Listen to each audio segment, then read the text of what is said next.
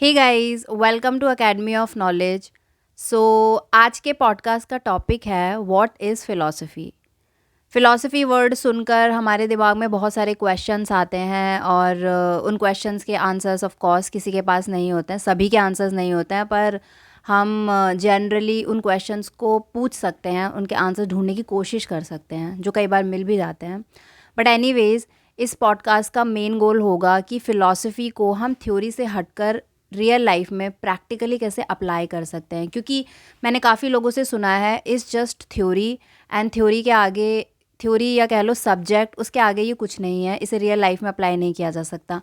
हमारा आज का मेन गोल रहेगा कि इसको क्यों नहीं अप्लाई किया जा सकता है, इन क्वेश्चंस का आंसर देना, प्लस आप कैसे अप्लाई कर सकते हो जैसे हम करते हैं, तो हम अपनी लाइफ से रिलेट करके बताएंगे इसे यूज़ कैसे किया जा सकता है और अपनी लाइफ को बेहतर कैसे बनाया जा सकता है। इस पे पहले वीडियोस बना चुकी है और उन वीडियोस में आपको जो उसका बेस लेयर है, बेस इंफॉर्मेशन है, जो सब जगह अवेलेबल होती है, इसने बहुत ही इजी वे में उसे एक्सप्लेन किया उन चीज़ों को कि कैसे हमारे चारों तरफ फ़िलासफ़ी मिलती है और बुक्स में जो बड़े बड़े फ़िलासफ़र्स हैं उन्होंने उस चीज़ के बारे में क्या बोला है।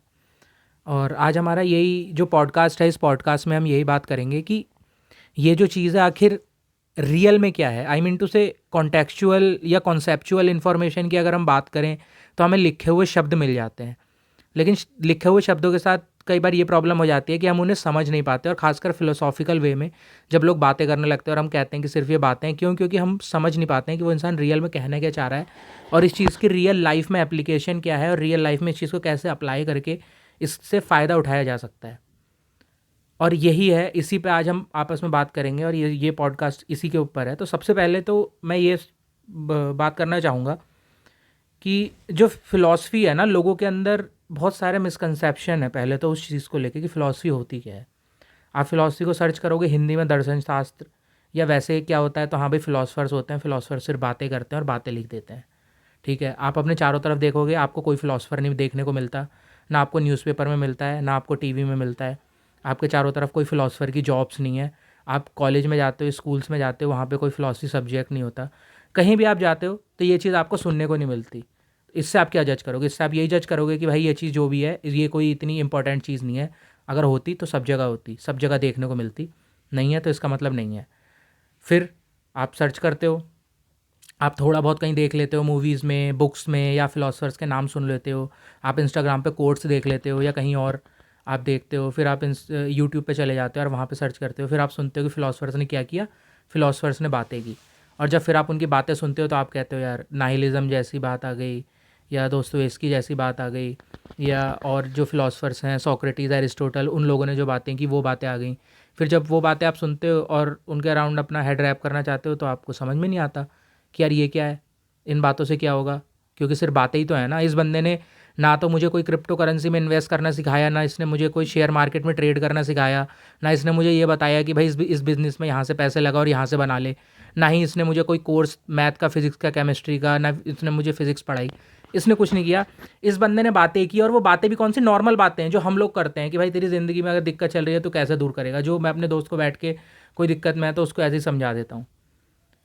अब जब ये चीज़ हम देख लेते हैं तो हमें लगता है कि भाई इस चीज़ का तो सही में कोई मतलब नहीं है, क्योंकि ये तो वो बातें हैं जो आम लोग कर रहे हैं, और जब आम लोग ये बातें कर रहे हैं तो इन बातों की क्या वैल्यू है। तो यही चीज़, तो ये मिसकंसेप्शन बहुत बड़ा है कि यहाँ पे लोगों को ये समझ में नहीं आता कि फ़िलॉसफ़ी है क्या, क्योंकि कभी कोई ढंग से समझाने वाला ही नहीं मिला, बताने वाला नहीं मिला कि फ़िलॉसफ़ी क्या है। तो इस चीज़ के लिए इसकी बेस लेयर में चले जाते हैं और सबसे पहले ये समझ लेते हैं आज की क्लियरली फ़िलॉसफ़ी है क्या। तो जब ये यूनिवर्स एग्जिस्टेंस में आया, और ये जो मैं बात करूँगा ये थ्योरेटिकल नहीं है, ये प्रैक्टिकल बातें हैं सारी की सारी, ठीक है। और मुझे लगता है कि ये रैशनैलिटी के ऊपर है और आप सब समझ पाओगे मैं क्या बोल रहा हूँ। यूनिवर्स बना, यूनिवर्स के बाद अर्थ बनी, अर्थ बनने के बाद इस पर लाइफ लाइफ आई, ठीक है। लाइफ आने के बाद ह्यूमन बींग्स आए, और क्योंकि हम इंटेलिजेंट बींग है। अब इंटेलिजेंट का मतलब क्या होता है? इंटेलिजेंट वर्ड का मतलब होता है कि हम इवॉल्व करने की क्षमता रखते हैं। और इवॉल्व करने का मतलब, इवॉल्व कैसे करता है एक इंसान? जब वो क्वेश्चंस पूछता है और उन क्वेश्चंस के आंसर देता है, और वो आंसर्स हैं जो उसे इवॉल्व करने में, जो चीज़ वो कल नहीं जानता था आज वो चीज़ जानता है, क्योंकि उसने एक ऐसा क्वेश्चन पूछा जो वो नहीं जानता था। तो ये क्वेश्चन और आंसर जो होते हैं ये उसको हेल्प करते हैं इवॉल्व करने में, ठीक है।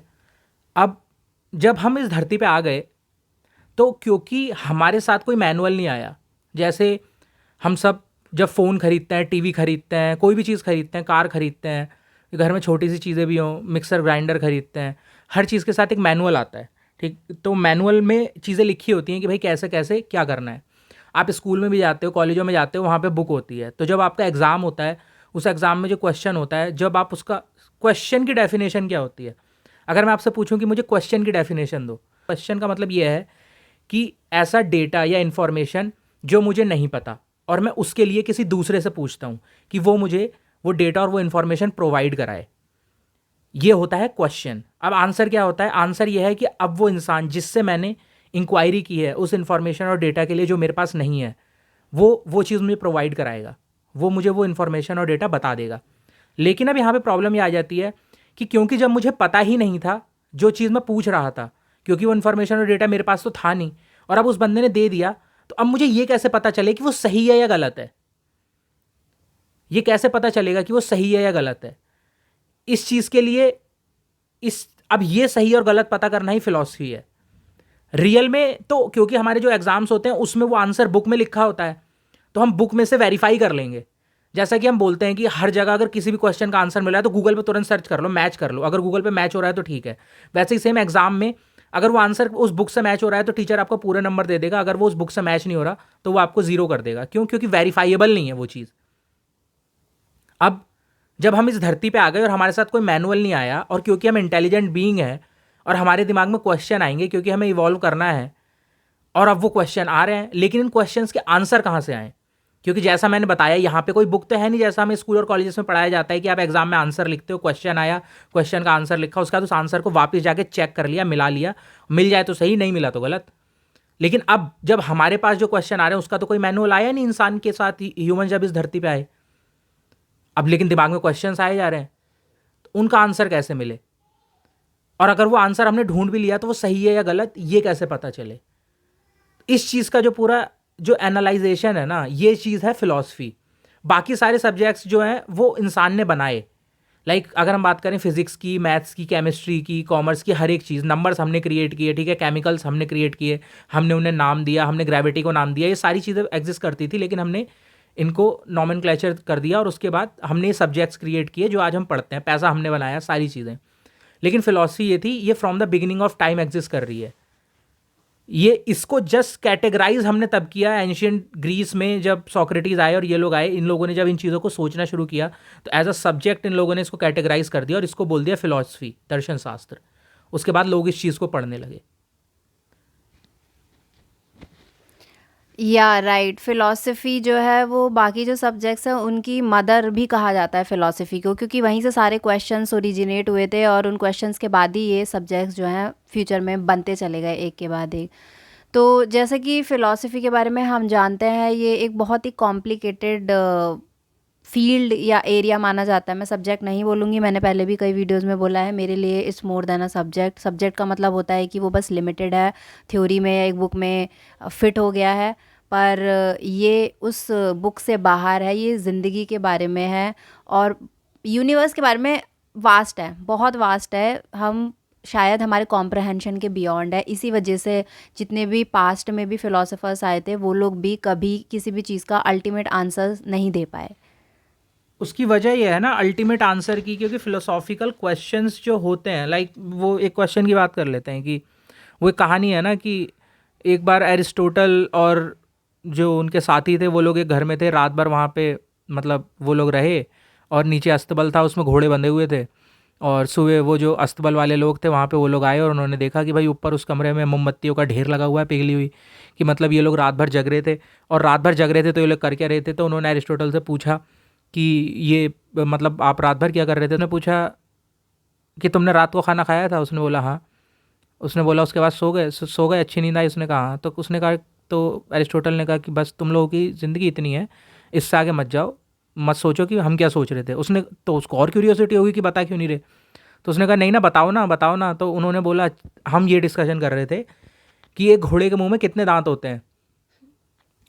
तो उन्होंने बोला, तो उसने बोला तो इसमें आपको डिस्कशन क्या करने की ज़रूरत थी, आप हमें बोल देते, हम नीचे आके घोड़े के दांत गिन लेते।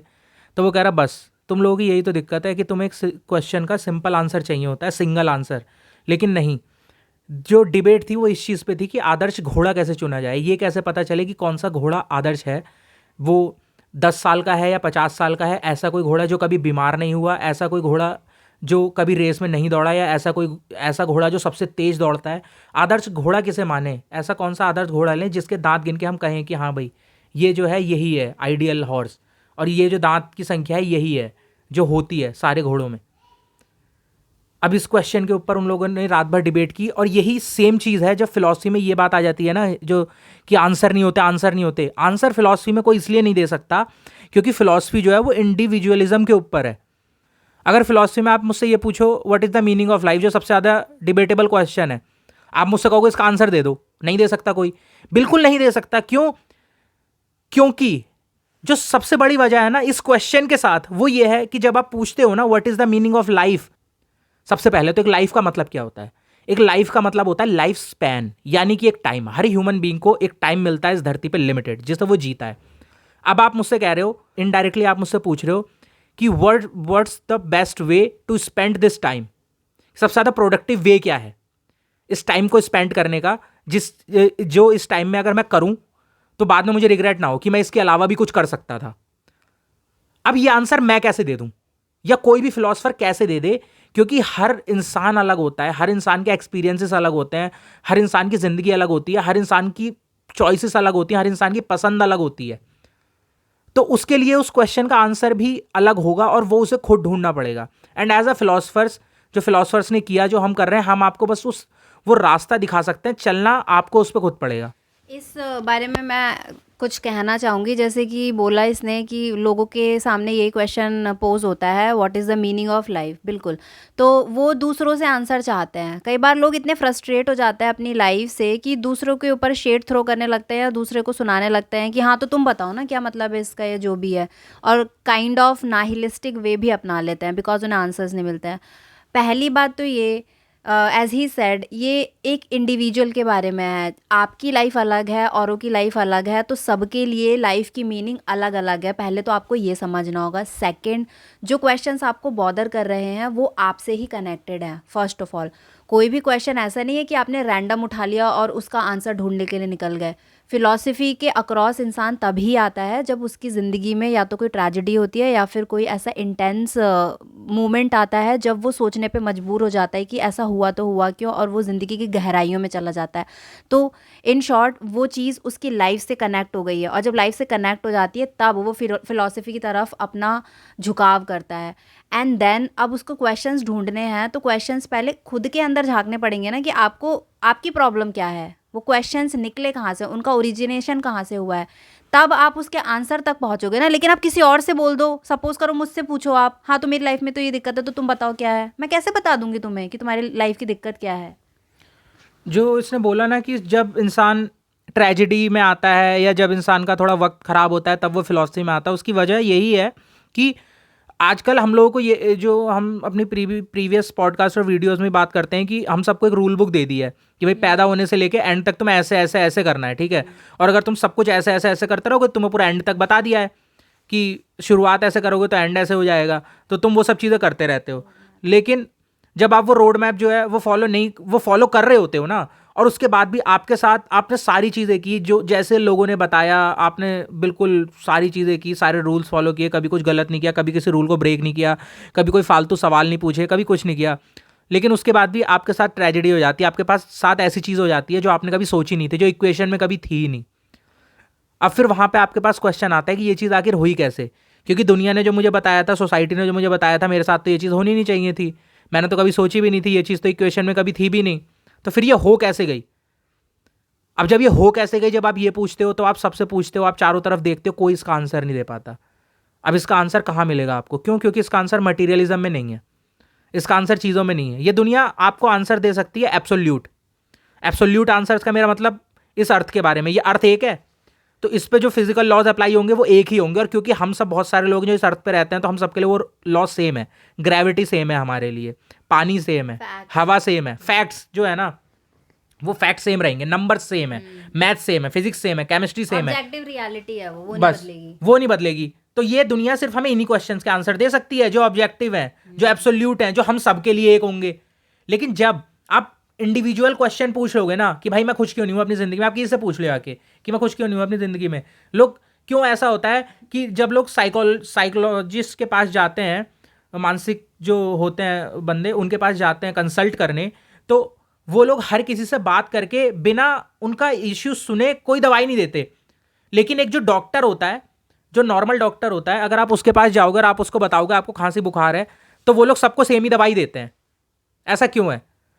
क्योंकि ये चीज जो है वो कॉमन है सब में। लेकिन जो आपके अंदर जो चीज चल रही है, जब दिमाग में जो चीजें जो साइकोलॉजी जो आती है, जहाँ पे हम साइकोलॉजिस्ट के पास जाते हैं, तो वहां पे वो बंदे जानते हैं कि पहले, क्योंकि हर इंसान की दिक्कत अलग है, इसी के लिए वो लोग कई बार 20-20 अपॉइंटमेंट लेते हैं जिसमें वो पहले पूरी कहानी सुन पाए उस इंसान की, क्योंकि उन्हें पता होता है कि वो बिना पूरी कहानी सुने उस इंसान को नहीं बता सकते कि प्रॉब्लम कहाँ है, क्योंकि ये कॉमन प्रॉब्लम नहीं है, हर इंसान की अलग है।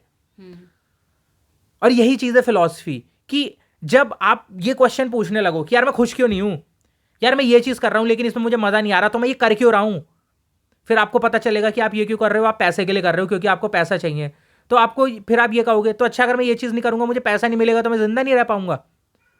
क्या कोई और रास्ते नहीं है, कोई और ऑप्शंस नहीं है, या जो चीज़ें मैं करना चाहता हूँ एक्चुअल में मुझे खुशी देती है, मैं उनके थ्रू पैसे नहीं कमा सकता? बहुत सारे क्वेश्चंस आएंगे आपके सामने और आपको उन्हें फेस करना होगा।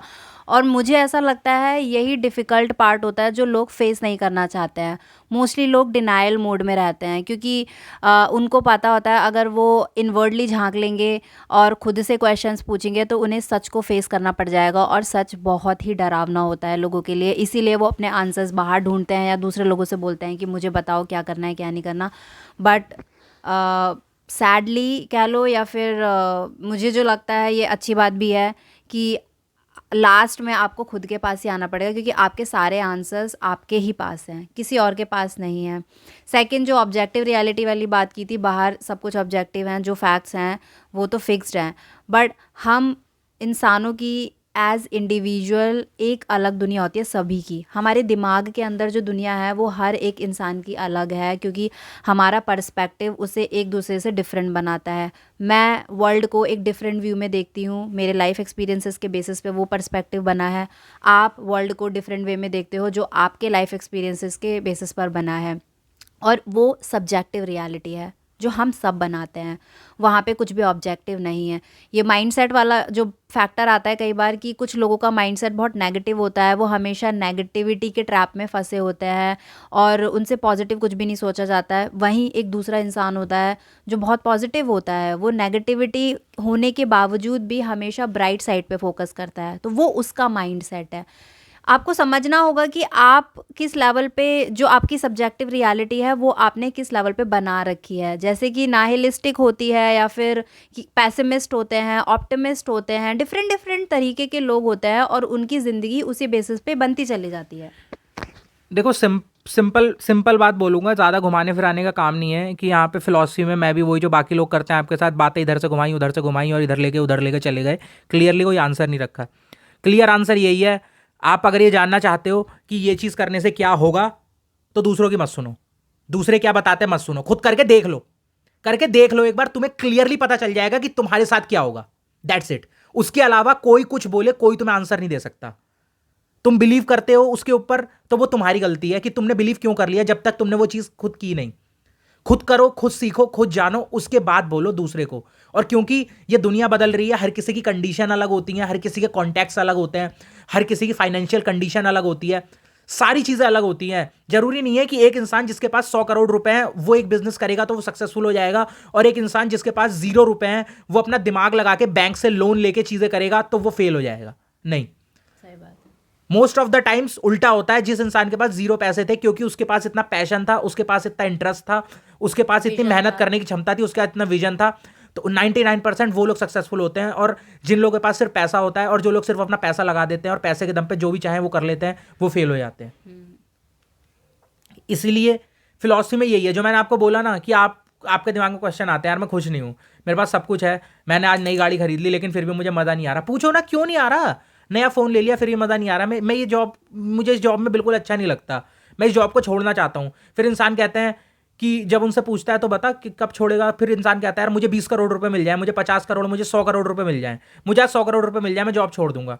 फिर आप उससे पूछोगे अच्छा क्या करेगा, वो बोलता है कि कर लेंगे, कुछ भी कर लेंगे, लेकिन ये तब जॉब कर छोड़ लेंगे। दूंगा, हाँ बस 100 करोड़ रुपए मिल जाए मुझे, गारंटी हो जाएगी। इन दी एंड उसे नहीं पता उसे क्या करना है, क्यों? क्योंकि वही आंसर है। उसे आज अगर ये पता हो ना कि उसे क्या करना है, तो बस उसे आज ही वो में खुश हो इस चीज जाएगा। को छोड़ के उस चीज को करना शुरू कर दो, सिंपल। लेकिन वो इस आंसर को नहीं ढूंढेगा, वो ये चीज नहीं सोचेगा कि मुझे क्या करना है, क्योंकि उसे पता है अगर उसने अपने दिमाग में एक बार ये चीज सोच ली कि भाई मुझे ये नहीं करना, मुझे ये करना है, अगर उसे ये पता चल गया कि मुझे क्या करना है, तो बस अब उसे ये चीज छोड़नी पड़ जाएगी। और ये दुनिया उसे इसी चीज की वजह से रिस्पेक्ट दे रही है, उसकी जॉब की वजह से, उसके पोजेशंस की वजह से, उसके पैसे की वजह से। और अगर उसने ये चीज छोड़ दी तो लोग क्या कहेंगे उसके बारे में, उसकी फैमिली क्या कहेगी, उसके फ्रेंड्स क्या कहेंगे कि अरे भाई क्यों कर दिया तूने, तू तो पागल था, तूने इतने अच्छे कॉलेज से ये किया था, उसके बाद इतनी अच्छी तेरी नौकरी लगी थी, इतना सही पैसा था, सब कुछ था, अब ये तूने एक ऐसी चीज़ के लिए छोड़ दिया, अपना इंटरेस्ट परस्यू करेगा तू, अब इसमें क्या होता है, इसमें क्या नहीं होता, वही दुनिया भर की बातें। और फिर जब आप इन दूसरे लोगों की बातें सुन के खुद को लुक डाउन करते हो, खुद पे सेल्फ डाउट करते हो, वहीं से सारी प्रॉब्लम शुरू होने लग जाती है। जो अंदर की जद्दोजहद है ना, वो वहीं से शुरू होती है। क्योंकि हमेशा तो दूसरों ने जो रोड मैप दिया था, स्टार्टिंग से बताया था इसने, बचपन से, चाइल्डहुड से, तो हम वही रोड मैप फॉलो करते हुए आ रहे होते हैं, क्योंकि दूसरों ने दे दिया था। लेकिन जब खुद की डिसीजंस लेने की बारी आती है, एक्चुअल में खुद क्या चाहिए, तब हम वो स्टेप नहीं ले पाते हैं, जस्ट बिकॉज हमारे अंदर इतना कॉन्फिडेंस नहीं होता है। और यही कि सेल्फ डाउट इतना स्ट्रॉन्ग हो चुका होता है, आप कुछ कर नहीं सकते। बट अगैन आपकी प्रॉब्लम्स तो कंटिन्यू रह रही हैं, प्रॉब्लम्स को भी तो फिक्स करना है। उसको फिक्स करने के लिए आपको क्वेश्चंस पूछने होंगे कि अब क्या दिक्कत है और कैसे इस चीज़ को ठीक किया जा सकता है। वही चीज़ है यार, देखो सिंपल सी बात जो मैं इससे बोलता हूँ कई बार कि एक आर्मी जो होती है उसमें सोल्जर्स बहुत सारे होते हैं, सैनिक बहुत सारे होते हैं, लेकिन कमांडर जो होता है, सेनापति, वो एक ही होता है। क्यों? क्योंकि सोल्जर्स जो होते हैं उन्हें सिर्फ ऑर्डर फॉलो करने होते हैं, और ऑर्डर फॉलो करना आसान होता है। उसकी वजह यह है कि ऑर्डर फॉलो करके उन्हें कितना ही गलत क्यों ना करना पड़े, लेकिन इन दी एंड ऑफ द डे वो जानते हैं कि उन्होंने ऑर्डर फॉलो किया और ये उनकी गलती नहीं थी। तो उन्हें वो जो रिजल्ट है उसकी गिल्ट के साथ नहीं जीना, उसके रिप्रिकॉशंस के साथ नहीं जीना, क्योंकि उन्होंने तो जो ऊपर से ऑर्डर आया था वो फॉलो किया। लेकिन जो कमांडर है, सेनापति है, उसने वो ऑर्डर बनाया, तो अब उसे उसके साथ जीना है। जो रिजल्ट हुआ, जो चीज़ हुई, चाहे वो अच्छा था या बुरा था, जो भी था, उसकी जिम्मेदारी उसे लेनी है और उसके साथ उसे जीना है। और यही चीज़ होती है जो इसने बोला कि हम जो वो रूल बुक है उसे फॉलो करते रहते हैं, और जब भी हमारी अकाउंटेबिलिटी नहीं लेना चाहते अपने। जब भी हमारी ज़िंदगी में कोई दिक्कत आती है तो हम दूसरों के पास जाते हैं, दूसरों से पूछते हैं, गूगल पे सर्च करते हैं, जबकि हम खुद करके उस चीज़ को देख सकते हैं क्या होगा। लेकिन नहीं, अगर हमने खुद कर दिया और वो चीज़ गलत हो गई, तो जो रिजल्ट आएगा, क्या मैं उसके साथ जीऊँगा? क्या मैं ये मानूंगा कि मुझे चीज़ें नहीं पता थी? क्या ये मानूंगा कि मुझे कुछ नहीं पता? नहीं, मैं कैसे मान लूँ? मुझे तो सब कुछ पता है, मैं तो सबसे इंटेलिजेंट आदमी हूँ यहाँ पे। मैं कैसे मान लूँ मैं गलत हो सकता हूँ? मैं कैसे मान लूँ कि मेरे सामने कोई ऐसी चीज़ बता रहा है जो मुझे नहीं पता थी? मैं कैसे मान लूँ कि मेरे सामने वाला मुझसे ज़्यादा दिमागदार है या उसको मुझसे ज़्यादा चीज़ें पता हैं? मैं तो नहीं मानूंगा, क्योंकि मैं सबसे ज़्यादा दिमागदार हूँ, मैं सबसे ज़्यादा इंटेलिजेंट इंसान हूँ। अब ये आप ऐसा क्यों सोचेगा वो इंसान कि मैं ज़्यादा दिमागदार हूँ, जबकि बचपन से तो लेके दूसरों के ऑर्डर्स फॉलो करता हुआ आया था। सोचो क्या आयरनी है। हाँ, लेकिन यही चीज़ है ना, क्योंकि ईगो हमारे अंदर, ईगो इतना वो है, हम गूगल पे जाके सर्च करेंगे, उसके बाद जो लोग बोलेंगे उनकी बातों को सुन के हम चीज़ें करना शुरू कर देंगे। क्यों? क्योंकि हमें लगता है ये बंदा मुझसे ज़्यादा जानता है, ठीक है, और ये बंदा कभी गलत नहीं हो सकता। और अगर गलती हुई भी तो मैं तो सीधे बोल दूंगा कि हाँ भाई ये बंदा ही गलत था, इसी ने मुझे गलत एडवाइस दे दी, मेरी कोई गलती नहीं है, मेरी कोई गलती नहीं है। इसी वजह से लोग चीज़ों पे ब्लेम डालना शुरू करते हैं, अकाउंटेबिलिटी नहीं लेते। जबकि आपकी ज़िंदगी में जो भी हो रहा है आप उसके खुद के लिए खुद जिम्मेदार हो, आप किसी और को नहीं ठहरा सकते, भले कितना ही वर्स्ट से वर्स्ट क्यों ना हुआ हो। आप बोल सकते हो कि हाँ दूसरे थे, लेकिन कहीं, क्योंकि वही सेम चीज़ है ना कि चीज़ें जैसे हुई वो आपके कंट्रोल में नहीं थी, लेकिन उन पर किस तरीके से रिएक्ट करना है ये आपके हाथ में है। आप खुद करके सीखो ना, खुद करके देखो ना उस चीज़ को, क्योंकि वही बेस्ट वे वही है, उसके अलावा कुछ नहीं है। और यही सारी चीज़ें हैं जो फिलॉसफी में आती हैं, जितनी हमने बातें की कि जब सबसे पहले हम आए तो हम सिर्फ क्वेश्चंस लेके आए, इंटेलिजेंट बीइंग थे, इवॉल्व होना था, इवोल्यूशन के लिए क्वेश्चन पूछने थे। लेकिन आज हम क्वेश्चंस पूछते ही नहीं। क्यों? क्योंकि अगर क्वेश्चन पूछेंगे तो सामने वाला जिससे क्वेश्चन पूछ रहे हैं, ज़्यादा क्वेश्चन पूछेंगे, वो नाराज़ हो जाएगा, नाराज़ हो जाएगा तो हमें छोड़ देगा, हम अकेले हो जाएंगे, और हम अकेले रहना नहीं चाहते, क्योंकि हमें हमारे साथ 24 घंटे कोई ना कोई चाहिए। तो इसीलिए हम सोचते हैं भाई छोड़ो ना, क्यों क्वेश्चन पूछ के किसी को नाराज़ करना, और जो जैसा बोल रहा है बात सुनते रहो, हाँ में हाँ मिलाते रहो और कहानी को चलने दो बस। रियल में अगर आप ये सोचोगे ना कि मैं क्यों हूं, किसी, अगर आपका कोई दोस्त है, कॉलीग है, कोई भी, आप किसी के साथ भी बैठे हो ना, रियल में अगर आप सोचोगे कि भाई मैं इस इंसान के साथ बैठा क्यों हूं, अगर आप रियल में जानना चाहते हो कि वो इंसान आपके लिए अच्छा है या बुरा है, आपको ये क्वेश्चन पूछने होंगे कि ये इंसान मुझे दे क्या रहा है, मतलब मैं, हमारे साथ बैठ के हमारी क्या कॉन्वर्सेशंस होती हैं, क्या बातें करते हैं हम, क्यों बातें करते हैं, उन बातों से मेरी लाइफ पे क्या असर हो रहा है, किस तरीके से मैं आगे बढ़ रहा हूँ, पीछे जा रहा हूँ, मैं हैप्पीनेस के फेज़ में जा रहा हूँ, मैं इवॉल्व हो रहा हूँ, या और बैकवर्ड जाते जा रहा हूँ, मेरी सोच को ये इंसान पीछे ले जा रहा है, आगे ले जा रहा है। ये चीज़ें जो है ना हर चीज़ पे, कि आप जो आज काम कर रहे हो या आपकी लाइफ में आप कुछ बात कर रहे हो, या आपको कोई डिसीजन लेना है कि यार मुझे इस तरफ जाना है या नहीं जाना है, क्योंकि सडन डिसीजन होते हैं आज की दुनिया में, लेकिन हम दूसरों की बातें सुनते हैं, दूसरों की बातें सुन के अगर वो हमें हाँ बोल देते हैं, हम हाँ कर देते हैं। यही ले लो कि आप कपड़े खरीदने जाते हो अपने 2 दोस्तों के साथ, और आपको एक शर्ट या आपको एक जीन्स बहुत पसंद है, आप वो पहन लेते हो और पहन के बाहर आते हो और उन 2 दोस्तों से पूछते हो, वो कहते हैं नहीं यार अच्छी नहीं लग रही, आप उसे नहीं लेते जबकि आपको बहुत पसंद थी। Simple as that. आपने क्यों नहीं लिया? क्योंकि किसी और ने मना कर दिया। मुझे बहुत वो सारे एग्जाम्पल देने की जरूरत ही नहीं, सिंपल यही चीज़ जो है ना, यही इससे ही आप समझ सकते हो कि आपकी क्या वैल्यू है, और वो जो अकाउंटेबिलिटी वाली चीज़ है। डिसीजन लेने की क्षमता भी नहीं बची है। नॉर्मल डिसीजंस लेने के लिए भी हम दूसरों पे डिपेंड होते हैं, दूसरे से पूछते हैं। इन्हीं बातों से मुझे सार्ट्रे की एक फ्रेज़ याद आया जिसमें वो बोलते हैं कि we are condemned to be free. The whole thing is कि हमारे पास इतना फ्रीडम है ना इस लाइफ में कि हम जो चाहे वो कर सकते हैं, पर जो रूल बुक दे दी जाती है बचपन से, हम इस सेफ साइड खेलना चाहते हैं। हम चाहते हैं कि कोई हमें सब कुछ बताता रहे और हम बस वही करते रहें, खुद का दिमाग ना लगाना पड़े, खुद से डिसीजंस ना लेने पड़े। और सेनापति वाली एग्जांपल दी इसने, उसमें यही होता है कि अगर आप चाहो तो कुछ भी कर सकते हो लाइफ में, लेकिन हमारे पास इतने सारे ऑप्शंस हैं। वो जो बोल रहे हैं ना कि we are condemned to be free, हमारे पास ऑप्शंस इतने सारे हैं कि कई बार हम उन ऑप्शंस में फंस जाते हैं और डिसाइड ही नहीं कर पाते हैं कि हमें करना तो करना क्या है।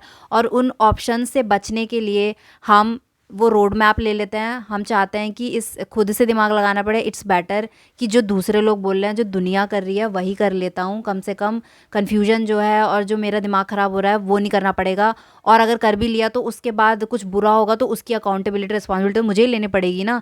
तो इससे बचने के लिए हम दूसरों पे डिपेंड हो जाते हैं, जिससे अगर कुछ बुरा हुआ भी तो हम उनको ब्लेम कर देंगे, हमें उसकी अकाउंटेबिलिटी नहीं लेनी पड़ेगी। तो इसीलिए उन्होंने बोला we are condemned to be free. हमारे पास ऑप्शंस इतने इनफाइनाइट हैं कि उन ऑप्शंस की तरफ कभी जाते ही नहीं डर के मारे, और जो चीज़ें पहले से बता दी जाती है, लिमिटेड स्टफ है, एक बॉक्स के अंदर ही जीने लगते हैं। सो या तो इन दी एंड अब मैं क्लियर वर्डों में रख देता हूँ, क्योंकि इसके बाद अब जो फिलॉसफी की डेफिनेशन है वो क्लियर वर्ड्स में रख देता हूँ, और इतना सारा जो आपने सुना उसके बाद आई गया सो क्लियर हो गई हो। तो फिलॉसफी जो है ना वो टोटली क्या है? फिलॉसफी ये नहीं है जहाँ पे मैं आपको ये बताऊँ या किसी इंसान को मैं ये बताऊँ कि उसे क्या करना है, व्हाट यू शुड डू, है ना। जैसे आजकल लोग बताते हैं आपको, ये कंपनीज प्रमोट करती हैं जिस तरीके से आपको बताते हैं कि भाई ये गाड़ी खरीद, भाई ये नौकरी कर, भाई इस कॉलेज में जा, भाई उस कॉलेज में जा, भाई इस कंपनी में जा, ये घर ले ले, ये फ़ोन ले ले, ये लैपटॉप ले ले, ये कपड़े ले ले, ये कर ले, वो कर ले, चारों तरफ से जो हमें फीड किया जा रहा है ना ये चीज़ें। फिलॉसफी ये नहीं है। फिलॉसफी क्या है? फिलॉसफी ये है कि मैं आपको हेल्प करूं ये जानने में कि आपको क्या चाहिए। यही है फिलॉसफी बस। जो फिलोसफर्स हैं वो यही बातें करते हैं, बात बोलते हैं ना, जो इसने बोला था सबसे शुरू में कि फिलॉसफी वेग हो जाती है। कई बार लोग कहते हैं कि ये सिर्फ वर्ड है, ये थ्योरी है, ये सिर्फ थ्योरी है। वो इसीलिए क्योंकि फिलॉसफी में डायरेक्ट आंसर्स नहीं होते। जैसा कि मैंने बताया कि कोई आपको डायरेक्ट नहीं बता रहा कि तुम ये करो, वो करो, वो करो, वो करो, वो करो। जैसा आज की दुनिया में हमें ऑर्डर्स लेने के लिए ट्रेंड कर दिया गया है कि बिल्कुल ये कर दो, ये कर दो, हर एक चीज़ प्रिसाइज है, बिल्कुल ऑर्डर बता दिया है कि हाँ ये कर दो। फिलॉसफी में जो बातें हैं वो आपको हेल्प करती हैं, वो आपको कहती हैं कि क्वेश्चंस पूछो अपने बारे में। और जब आप वो क्वेश्चंस पूछते हो ना तो आप ये जानोगे धीरे धीरे कि हाँ आपके लिए वो चीज़ किस तरीके से काम कर रही है और आपको क्या चाहिए। और जब आप उस चीज़ को ढूंढोगे ना अपने अंदर से, तो इसका मतलब उस चीज़ को किसी ने आप पे फोर्स नहीं किया है, किसी ने आपको ऑर्डर नहीं दिया है, अब वो चीज़ आपके अंदर से नेचुरली आई है। और यही है फिलॉसफी कि हमें ऑर्डर्स फॉलो नहीं करने, हमें ऑर्डर्स नहीं लेने, हमें क्वेश्चंस पूछना और उन क्वेश्चंस के साथ ही आना है। जैसे सबसे बड़ा क्वेश्चन क्या था जो साइंटिस्टों ने अभी रिसेंटली पता लगाया था कि आखिर ये यूनिवर्स कैसे बना। किस फिलोसफर्स का ही तो क्वेश्चन है, यूनिवर्स बना कैसे। तो उसके लिए हमने पता लगाया कि बिग बैंग हुआ। ये इसका प्रूफ भी नहीं है कोई कि बिग बैंग हुआ या नहीं हुआ। थ्योरेटिकल जो उन्होंने बनाया है, जो मॉडल है वो ठीक है, बिल्कुल ठीक है। तो बिग बैंग से हम निकले, लेकिन ये क्वेश्चन था ना, अब उस क्वेश्चन का आंसर आया। अब वो आंसर हो सकता है आगे चेंज हो और चेंज हो, लेकिन हमें सही आंसर भी मिलेगा ना। इस जस्ट कि हमें क्वेश्चन पूछने की जरूरत है। अब कई बार लोग ऐसा करने लगते हैं कि पूछ लेते हैं कि अच्छा बताओ ये पृथ्वी क्यों एग्जिस्ट कर रही है, हाँ ये अर्थ क्यों एग्जिस्ट कर रहा है। अब अब यहाँ पे आप बहुत आगे चले गए, क्योंकि अगर मैं आपको बता भी दूं कि अर्थ एग्जिस्ट कर क्यों रहा है, ये अर्थ है क्यों, आपकी ज़िंदगी बदल जाएगी? आपकी ज़िंदगी पे क्या फ़र्क पड़ेगा? कुछ नहीं। आप जस्ट अब ये रबिश क्वेश्चन पूछने लगे, और यहीं पे ना लोग फिलॉसफी को कॉम्प्लिकेट कर देते हैं। हाँ, जब वो ऐसे सवाल पूछने लगते हैं जिनका उनकी ज़िंदगी से कुछ लेना देना ही लेना नहीं ही है, देना नहीं है यार। ये तुम्हारी लाइफ में जो चीज़ तुम्हें बॉदर कर रही है, जिस वजह से तुम परेशान हो, उन पे फोकस करो क्योंकि ना। इस दुनिया में और इस यूनिवर्स में इतनी नॉलेज है जो अगर मैं आपको 100 या 100 मिलियन लाइफ टाइम्स दूँ ना, तो भी आप नहीं झेल पाओगे। और ये यहाँ तो हमें एक बहुत छोटा सा लाइफ टाइम मिलता है, तो क्यों ना इसमें सिर्फ वो क्वेश्चन पूछे जाएं और इतना दिमाग रखा जाए अपने अंदर कि जो क्वेश्चन आपकी रियल लाइफ को रियल में मदद करे, और उन क्वेश्चंस के आंसर आपको मिल जाएंगे। लेकिन अगर आप ऐसे सवाल पूछने लगो कि स्पेस क्यों एग्जिस्ट करता है, ईथर क्या होता है, और ये क्या होता है, और वो क्या होता है, ये अर्थ क्यों एग्जिस्ट कर रही है, पानी क्यों एग्जिस्ट कर रहा है, मैं क्यों एग्जिस्ट कर रहा हूँ, या ये पेड़ पौधे क्यों एग्जिस्ट कर रहे हैं, आप हर चीज़ में एक सवाल निकालने लगा। उठा दोगे तो वो बहुत ही डेंजरस है। मैं पहली बता रही हूँ, आपको टिपिकल नाहिलिज्म की तरफ मोड़ देगा और आपको लगेगा इस जिंदगी का कोई मतलब ही नहीं है, सब कुछ मीनिंगलेस है, और आप इंटेंस डिप्रेशन में जा सकते हो। तो इतने ज़्यादा क्वेश्चन एक साथ पूछना बहुत ही ज़्यादा डेंजरस है। क्योंकि उसकी वजह यह है ना कि अगर मान लो मैंने आपको आंसर दे भी दिया तो आप कहोगे मैं कैसे मान लूँ ये सच है, क्योंकि वही क्वेश्चन और आंसर वाली वो डेटा आपके पास कभी था नहीं, तो आप कहोगे भाई मैं कैसे मान लूँ। और यहाँ पे तो कोई किताब भी नहीं है, कोई मैनुअल भी नहीं आया कि गॉड ने लिख के बता दिया एक पत्थर पे कि भाई मैंने अर्थ इसलिए बनाई थी कि मैं आपको ले जाऊँ उस पत्थर पे और उस पत्थर की फोटो दिखा दूँ के लिए पढ़ ले, भगवान ने खुद लिखा है। नहीं, आप मानोगे ही नहीं। इंसान इतना एरोगेंट है कि वो मानेगा ही नहीं आंसर। तो क्यों ऐसे क्वेश्चन के आंसर पूछना जिसका आंसर अगर आपको मिल भी जाए तो आप ये कहो मैं तो मानता ही नहीं, अब मुझे प्रूफ करो इसका आंसर। तो इसका मतलब आप खुद समझो ना कि ये वेस्ट ऑफ टाइम नहीं है तो क्या है। यहां पे आप रियली उस चीज में इंटरेस्टेड नहीं हो, आप बस टाइम वेस्ट कर रहे हो, अपना भी दूसरों का भी, और सबसे ज्यादा दूसरों को छोड़ो अपना, जो कि सबसे ज्यादा वैल्यूएबल चीज है इस दुनिया में। तो आई गेस अब आपको समझ में आ गया हो कि बेस लेवल पे फिलॉसफी होती क्या है, और कॉन्सेप्चुअल उसमें यहाँ पे क्या बना दिया गया है कि इसे सब्जेक्ट बना दिया, इन किताबों में ये पढ़ो, वही जो हर चीज़ को बना देते हैं, एग्जाम होगा उसे क्रैक करो, उसके बाद प्रोफेसर बन जाओ और ये चीज़ें पढ़ाते रहो। नहीं, फिलॉसफी रियल लाइफ में अप्लाई होती है जब आपके पास क्वेश्चंस आते हैं अपनी ज़िंदगी को लेके कि मैं खुश क्यों नहीं हूँ, ऐसा क्यों हो रहा है, वैसा क्यों हो रहा है, रिलेशनशिप्स वर्क्स क्यों नहीं कर रहे हैं, मेरी जॉब में मुझे खुशी क्यों नहीं मिल रही है, मेरे पास सारा पैसा है, मैंने नई गाड़ी खरीद ली, नया घर खरीद लिया, फिर भी मैं खुश क्यों नहीं हूँ। जब ये सारे क्वेश्चंस आते हैं ना, और जब आप बेचैन हो जाते हो, तब ये सारी चीज़ें जो मटेरियलिस्टिक चीज़ें हैं ये आपको खुशियाँ नहीं देंगे। आपके पास सारी चीज़ें होंगी लेकिन फिर भी आपके दिमाग में वो चीज़ें चलती रहेंगी। Philosophy is all about life. ये हमें लाइफ को बेहतर तरीके से कैसे जिया जा सकता है उसमें मदद करती है, क्योंकि जैसा कि वी डिस्कस्ड अर्लियर, हमें बचपन से ही प्रोग्राम किया जाता है मटेरियलिस्टिक वे में कि कैसे एक स्टेटस अचीव किया जाए, या अच्छी सैलरी की जॉब अचीव किया जाए, पावर होल्ड की जाए, दुनिया भर की चीज़ें। बट जब होता है लोगों के पास ये सारी चीज़ें आ जाती हैं, रूल बुक्स फॉलो करके ये सारी चीज़ें अचीव कर लेते हैं, तो उसके बाद क्राइसिस आ जाता है, जिसे मिड लाइफ क्राइसिस कह सकते हो, एग्जिस्टेंशियल क्राइसिस कह सकते हो। और वो इसीलिए आते हैं क्योंकि वो हमेशा बाहरी वर्ल्ड पे डिपेंड थे, उन्हीं के ऑर्डर्स फॉलो करते चले गए, अब उन्होंने वो सारी चीज़ें कर ली अचीव, बट कभी उसके आगे उन्हें किसी ने बताया नहीं था। वो बाहरी वर्ल्ड वहीं पे ख़त्म हो गया कि यहाँ तक कर लेना है, बस that's it.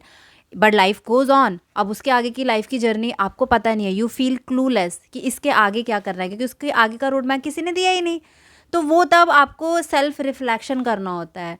Now it boils down to your personal life कि तुम लाइफ को कैसे देखते हो और लाइफ को किस तरीके से जीते हो, जिसके अंदर तुम्हारी लव्ड वंस के साथ या फ्रेंड्स के साथ रिलेशनशिप्स आती हैं। आप दुनिया को किस नज़रिए से देखते हो, पर्सपेक्टिव, ये सब कुछ आता है। और इसी सब को बेहतर तरीके से बनाने के लिए फ़िलॉसफी बहुत मददगार होती है। फ़िलॉसफी वहीं पे मेन रोल प्ले करती है।